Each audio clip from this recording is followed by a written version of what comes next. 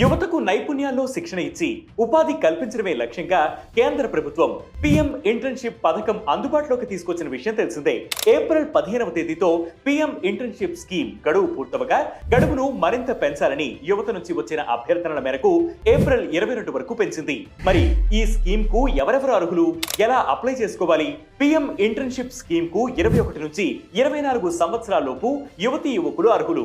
మీ మొబైల్లో play store నుంచి PM internship scheme app ను డౌన్లోడ్ చేసి రిజిస్టర్ అవ్వాలి.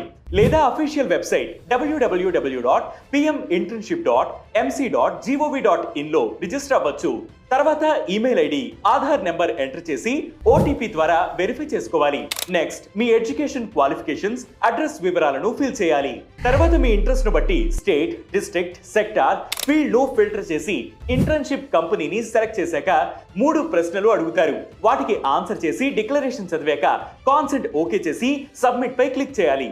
ఒక్కొక్కరు కనీసం 5 కంపెనీలను సెలెక్ట్ చేసుకోవచ్చు.